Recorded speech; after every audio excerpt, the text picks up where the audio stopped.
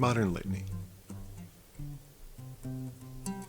These tumble-down times of rain-shattered shacks, of pot-boiling terrors that come by degrees, of wide-splitting canyons between the grand old palace and the nouveau foreclosed, of economies of scale and ecologies imbalanced, justice blind to those without contacts, quake-shaken islands in irradiated oceans, annual 100-year storms, antiquated systems of poverty management, futile constructs, futile efforts, hidden hoarders of vast wealth, televised hoarders of full trailers, and empty newspapers cluttering the collective, denial framed as science, obstruction as strategy, polarity as spectrum, infotainment, edutainment, anti-intellectual privatization of individual aspiration, anti-evolutionary deprivation of cultural inspiration, breathless reportage of minutiae. Inflationary fears, free trade slavery, expense account prostitution, corporate humanity, cooperative inhumanity, inhuman corporatocracy, co-opted occupations, oligarchic oversight, telescopic vision of times ago, futures sold short for historic gains, and we, too far away to see the forest for the lack of trees. Awakened and alone. She contracted, reshaped, accommodated every dent, each bent inclination of my bruised and swollen ego, loaned my sprained spirit a crutch from her expansive collection, carved romance novels down my spine to wake me from the ever-sleep 2 decades of extended weekend made habitual with her tongue. When she left, her pillowed scent dissolved. The poet's dissipated lie of lingering perfume diffused, debunked by cruel and fluid mathematics of atmospheric shift and flow.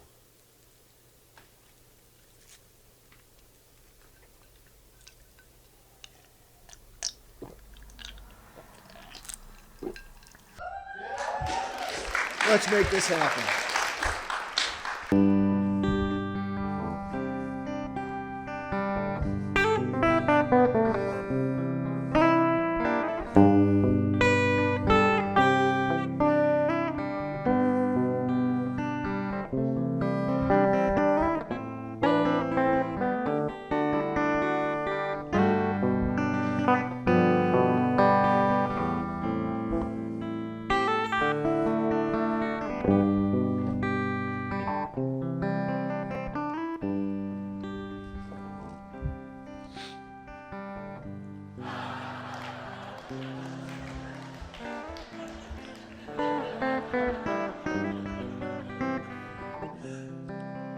Does Neil Sedaka play Sudoku? If he does he play to the sound of cicadas while sipping sambuca in southern Sedona? Does he call up Madonna and Robert De Niro to come for canasta or even some Uno, then afterwards, hopefully, maybe, Sudoku?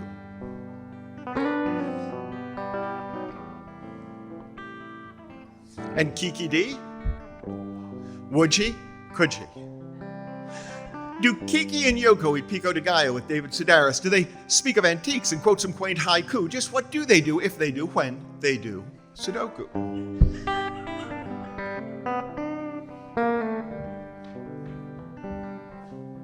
And what of Santana? De Kooning, Sinatra? Did Frank croon a tune while he did his Sudoku? Did he doobie-doo and shooby-dooby-doo? And did he do that voodoo while he did Sudoku? Did Eva and Ava and Jaja and True, when it was Trey hip to be hep, do Boku Sudoku? Did Chico and Harpo and Groucho and Zeppo and even old Gummo watch Silvers do Bilko while they did Sudoku? Count Dooku and Luke, long ago, far away, when they went to Naboo, did some space Sudoku. And fluky but true, I've heard that Camus, when he did Sudoku, wore a toque from J. Crew. Who knew?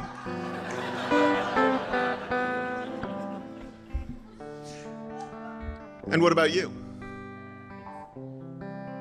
When you wait in a queue or you sit in the loo, do you curse the time through or do swift Sudoku? Do you wear a Seiko or maybe a Faco?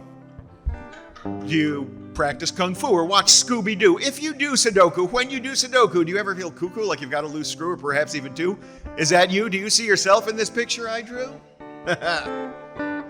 And I, do I too? Oh, I did and I do. Some nights more than a few till the day comes anew. Only when I unglue and my eyes are askew do I put down the pen and decide that I'm through. Oh, wait, that's a 2.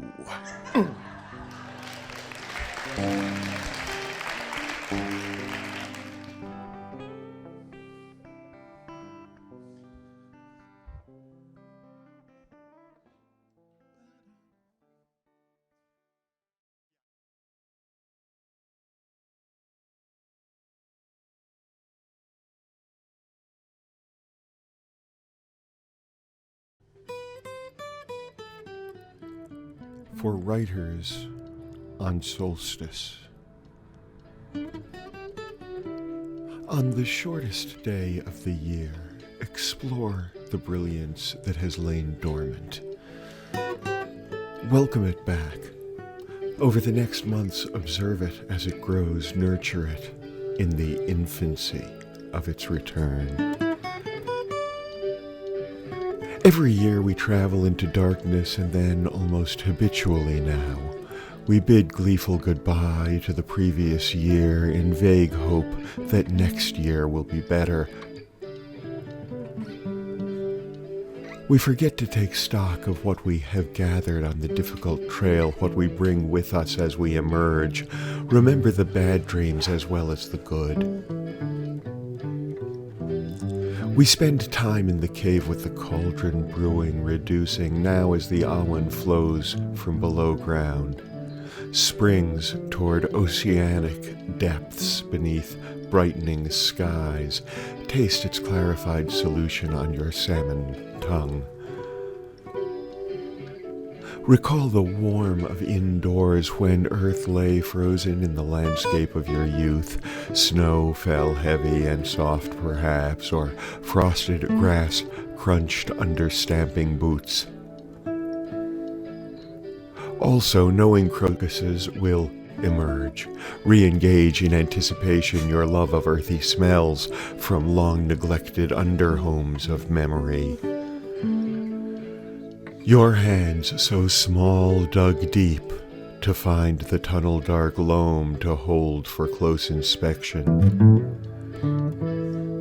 You peered past clumps through tiny caverns to grains on your way to the intuition of ever smaller bits, well before you had the language or the knowledge to describe or discuss molecules, atoms, electrons, or quarks, or things unknown as yet unnamed, of which those bits are made. Those quarks, those atoms, those molecules, those grains, those cavern walls, those clumps, those joyous, filthy hands, those beautiful, curious, peeping eyes. Now as the Awan flows from below ground, springs toward oceanic depths, beneath brightening skies, taste its clarified solution on your salmon tongue.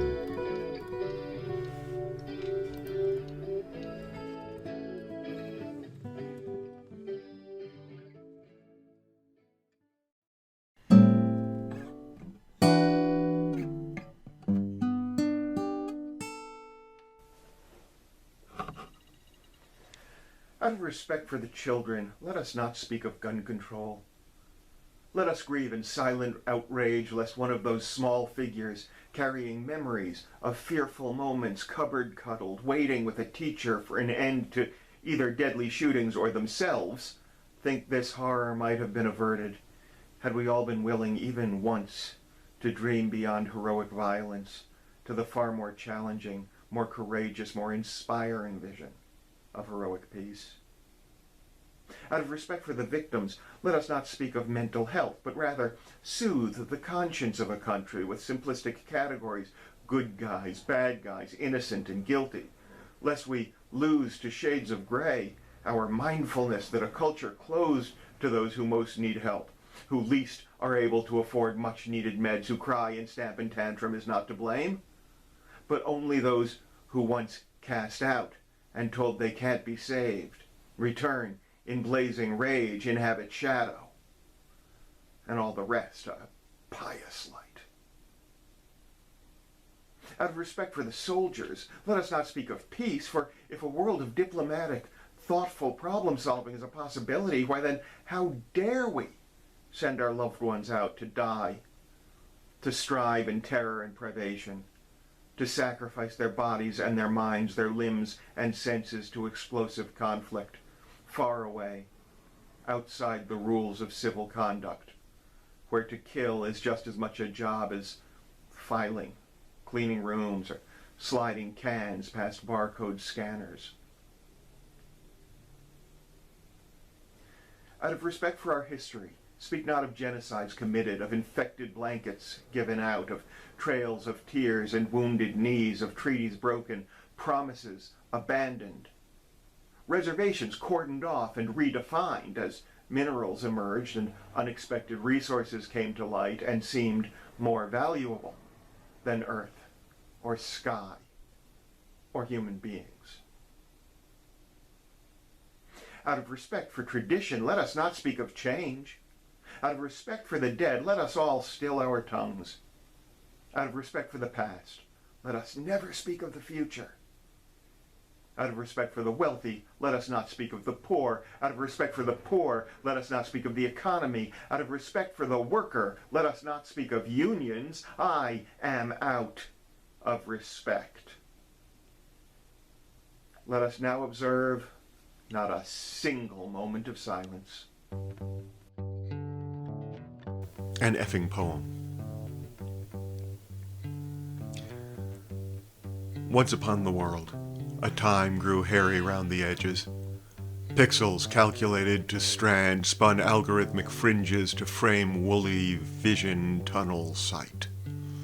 Now, crosshair clarity through scope-space lenses, history's hard-fused glass and flickering liquid crystal today, snaps pointedly to full-color focus. Courtside and static, see bright banners and sharp parapets of fairy tale fantasy for frail fabric and fragile facade, all frayed and falling, failing clearly if not happily, ever after.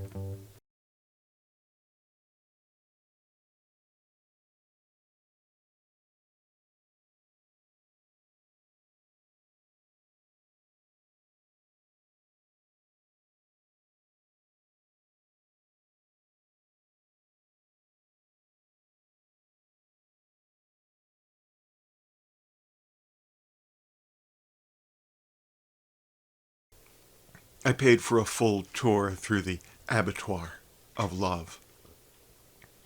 Before the heart-fed sluice, red-stained and galvanized shadow, I said, conceptual abstraction, and she, no purest representation, deadly accurate. Emerging, both slain, from the dim inside, we squinted filters against the headache of literal day. I condescended to explain how inference and implication differ. She read beneath the lie, though. Eyes cast past my throne shade. I meant not inference, but projection.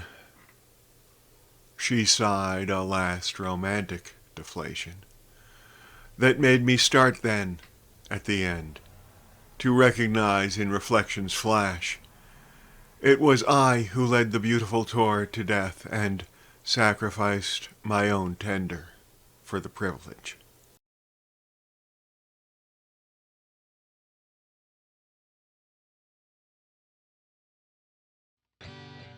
At the new year, days roll out before us like dice from hopeful hands. The calendar's an empty table, felt green as spring's implicit promise, and when the pips have settled out, the rake will sweep the field fresh for fortune's giddy gamble. Let go the losses. Bet bold the tosses. Let ride the risk that living is.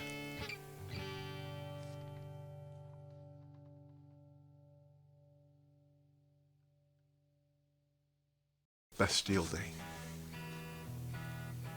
Throw wide the prison gates today.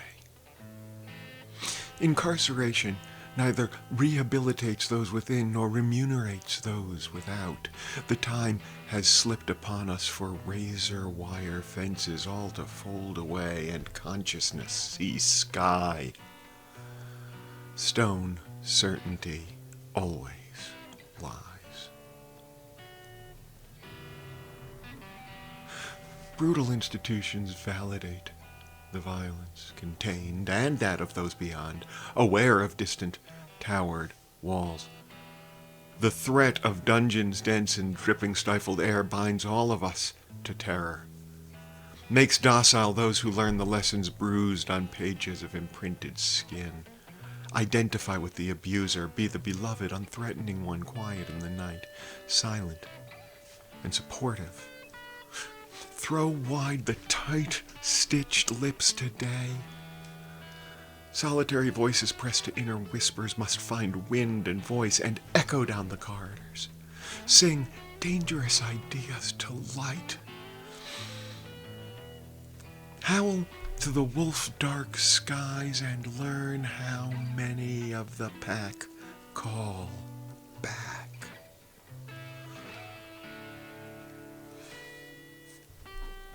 Self-censorship becomes unspoken, unnoticed as a watchword taught from the cradle, hush now, hush.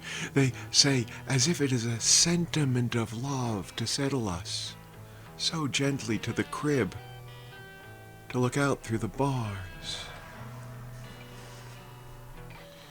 Then watch your mouth, go back to bed, nobody wants to hear it. Quiet now, indoor voices. Don't get clever, too smart for your own good.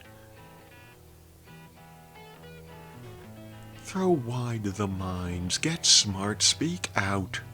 Deny the brick its power, smash cinder blocks to cinder, open arms to those who most offend, and ask in warmest tones, what do you need?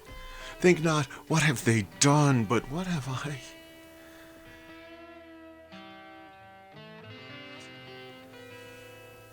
When all the faces turn toward the long obscured sun and all the voices rise in song, when all ideas can be turned upon the lathe of reason, refined for greatest value, and applied, we will look back on these blood-wine days of gray bars and repressed rage and say, the concept of a permanent record is preposterous.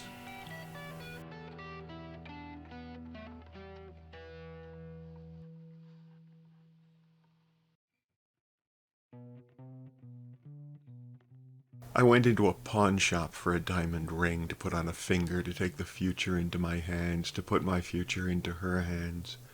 A man there was hawking a fancy box, $45. But the man stammered, it's one of a kind, designed it myself, 50 tops. He took the cash. I still got the hat, the broker said, and your cane with the spring. The man nodded sadly and said, when I can, just as soon as I can. I thought, what is a magician without his props, without his hat, his cane with the spring, the fancy box he designed himself? Seeing my eyes, he spoke to me and said, a mentalist, maybe. That's pretty good, I said, but that made him angry, and as he walked toward the exit, he muttered, I got a coin in my pocket, I can make it multiply. I got a coin in my pocket, I can make it multiply. I said, you got to show it first, that's part of the trick. He said, yeah, you got a quarter? I held one out to him and he took it from my fingers. He held it in his palm, he put it in his pocket and said, what is a magician without his props? The next time I saw him, he shuffled like a beggar, He sipped a beer and muttered softly. I went into the 7-Eleven and spent $2.50 to bring the sad, mumbling man a pack of cards. He unwrapped the cellophane with reverence. He fanned them out and said, "Take one, don't show me what it is, don't tell me anything." And as I cupped the card, he said, "If that's the ace of diamonds there, you hold my future in your hands." I slipped the card face down into the deck between his fingers and said, "No, baby, it's all yours, it's all you." And then he shuffled like a master. By water's edge we share incomplete dialogue lines dangling. We fish for something sensed beneath the surface, slippery, elusive, but catch only shimmering glimpses.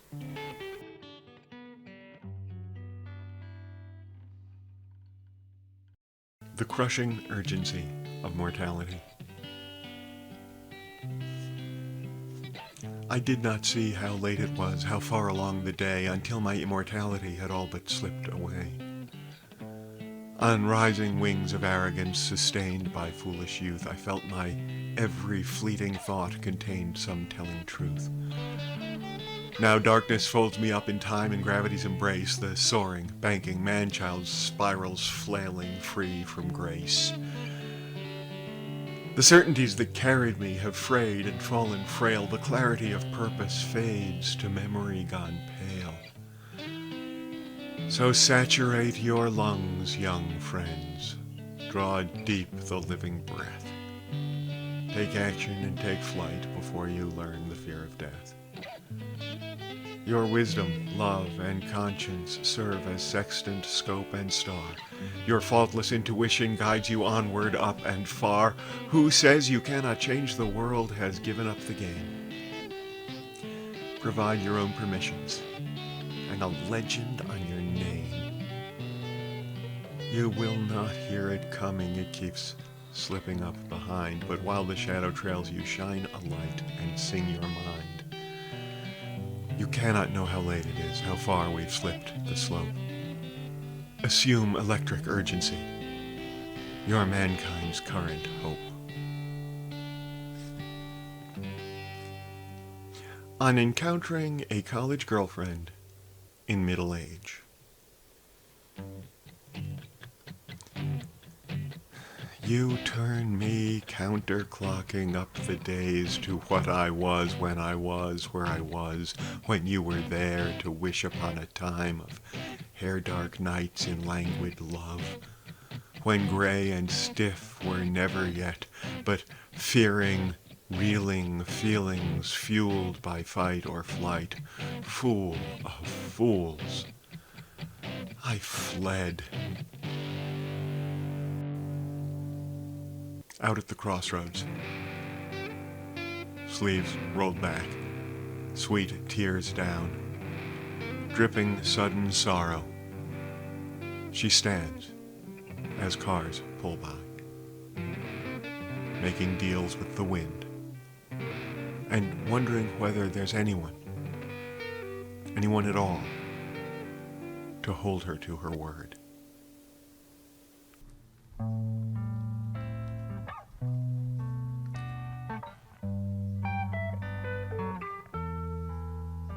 As we age, and let us hope we do, we come to know the dying, we come to grieve the dead.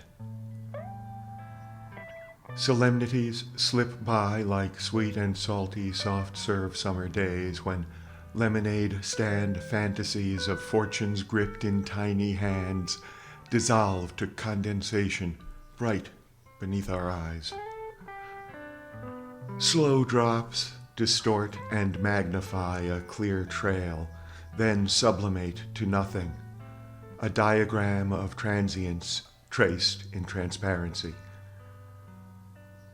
After every hothouse comfort has been peddled out to wilting, the chairs and tables folded down, leaned aside, some weep, some smile a final crowfoot wrinkled thought to silence. Then, living on, together, walk back up the waking aisle to see another fall in nature's golden leaving.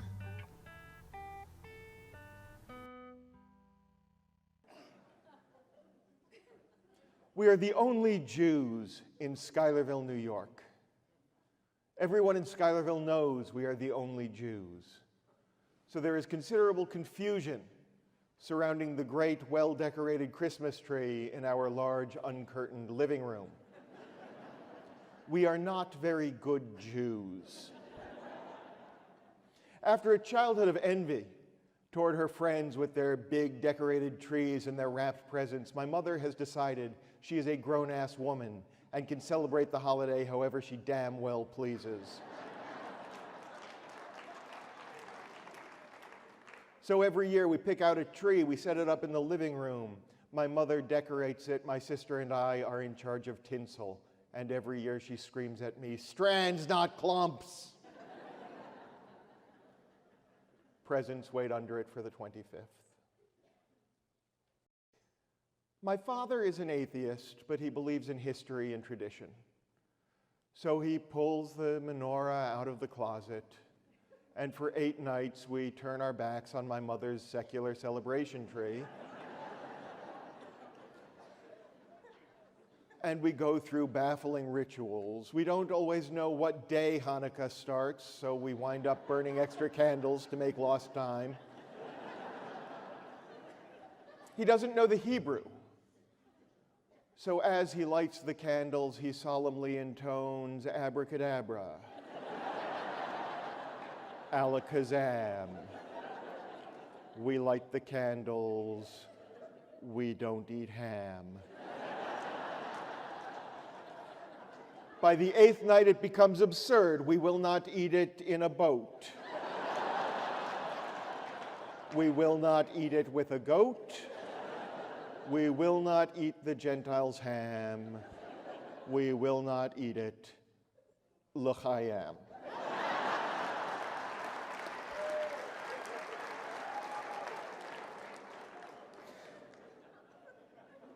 This year he has found a pamphlet. On one side it has the Hebrew, on the other side it has the phonetic spellings in English. So we mouth incomprehensible words. Baruch atah Adonai, have a clue what I am saying.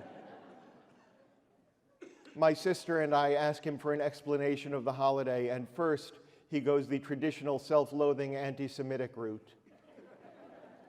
He says, we still celebrate because 5,000 years ago, one of us got a good deal on some lamp oil. And then he winces and shrugs as though he is forgiving himself for some minor slight committed against a college roommate whose nickname is remembered, but whose true name is melted into memory. And he tries to explain the holiday. It is utterly baffling. There are Maccabees who are inexplicably not Scottish. There are refugees from some war in the Middle East who hide in a cave, and outside darkness falls, and inside the white light burns, and it's all about oil, how much there is, how long it will last. My sister is 13. She has a keenly refined sense of hypocrisy. She has figured out that religion has been at the root of many wars over the millennia. So any nod to any religion is an indication that my parents are not as committed to the peace movement as they would have everyone believe. She has figured out that Judeo-Christian traditions are steeped in patriarchal history and wrongs, so any nod to either of those traditions is an indication that my parents are not as committed to equal rights and feminism as they would have everyone believe.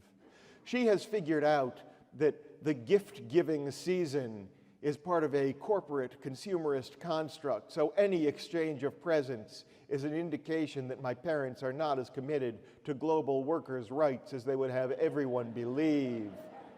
I am 11. I like presents.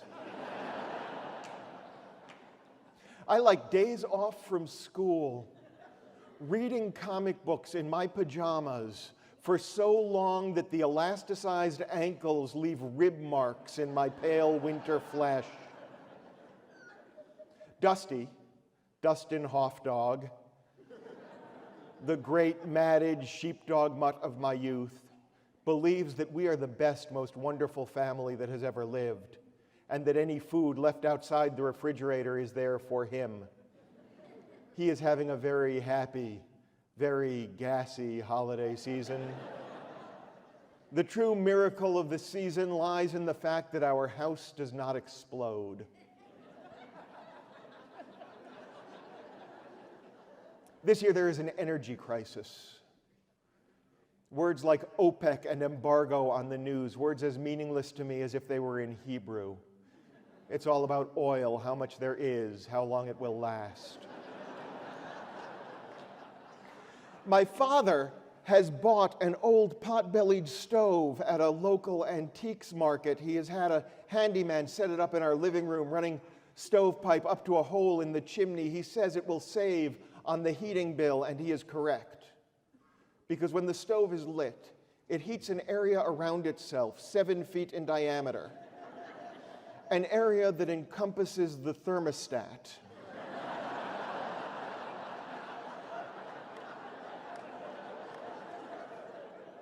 When the stove is lit, the furnace shuts down.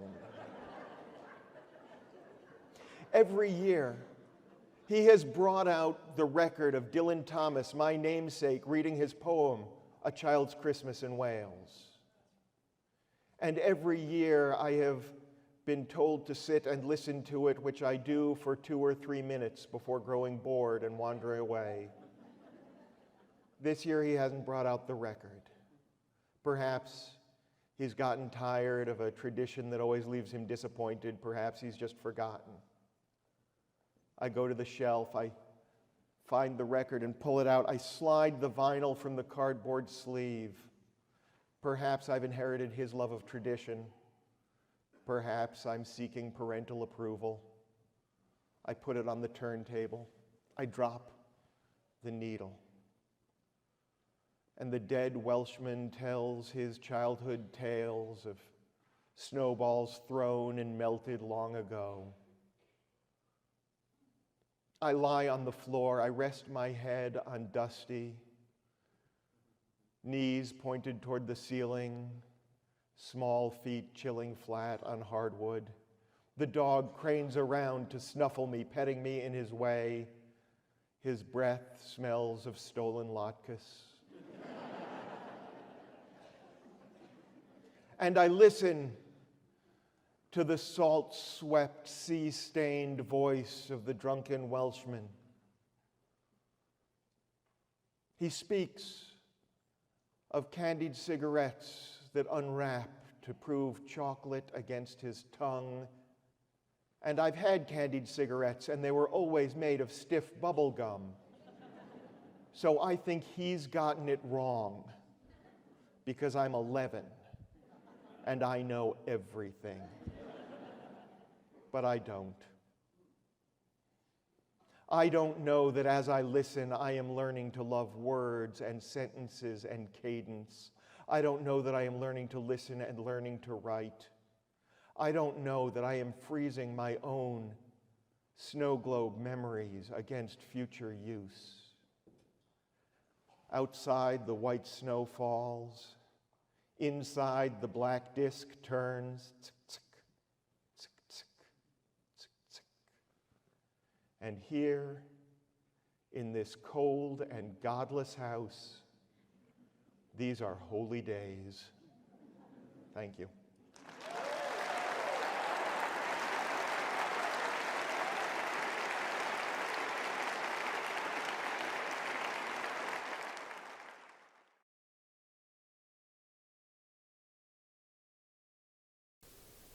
Open each day new eyes skyward. Suck deep the wild blues, white puffs, wide grays, animal shapes, inverted fantasy scapes. Stage your escape from now as new nows come. Open each brief moment like a summer camp letter. Unfold the hidden mystery to read what's plain. Feel the papery substance as heart-mist home smells emerge. Return to learn between lines and breathe through every period.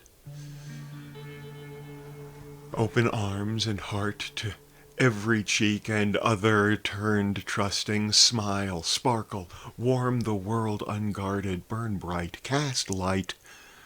Feed every leaf as if you were yourself the sun. The sun holds nothing back.